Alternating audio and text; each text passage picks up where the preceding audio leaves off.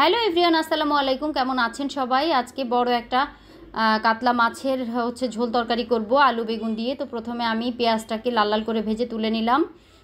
তারপরে সেই তেলের মধ্যে আলু আর বেগুনগুলোকে ভালোভাবে লবণ আর হলুদ দিয়ে ভেজে তুলে নিব।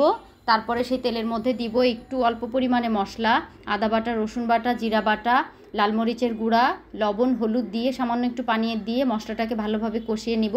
এ পর্যায়ে আমি মাছগুলোকে দিয়ে দিব। মাছটা কাঁচাই রান্না করব, ভাজবো না। বড় সাইজের মাছ প্রথম দিন আমি কাঁচাই রান্না করি। ফ্রিজে ওঠানোর পরে আসলে না ভেজে রান্না করলে ভালো লাগে না। তো আমি এই যে একটু পানি দিয়ে মাছটাকে কষিয়ে নিলাম। কাঁচা মাছ রান্না করছি, ভেজে না, এই জন্যে আমি বেশি নাড়াচাড়া করব না। মাছগুলোকে তুলে নিয়ে ওই মশলার মধ্যেই ভেজে রাখা আলু আর বেগুনটাকে দিয়ে একটু নেড়ে চেড়ে পানি দিয়ে দিলাম।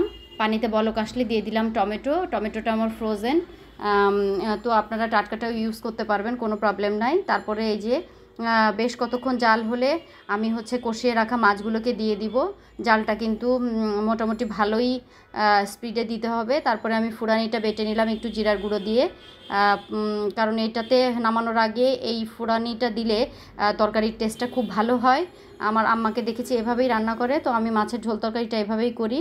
এ পর্যায়ে ধনিয়া পাতা দিয়ে ফুরানি বাটাটা দিয়ে আমি এই যে আমার রান্নাটা শেষ করব। দেখুন রান্নাটা খুবই লোভনীয় হয়েছে। আর এই তরকারিটা সাদা ভাতের সাথে খেতে খুবই মজা লাগে। বাচ্চারাও সবাই খেতে পছন্দ করবে। সবাই একবার হলেও ট্রাই করবে।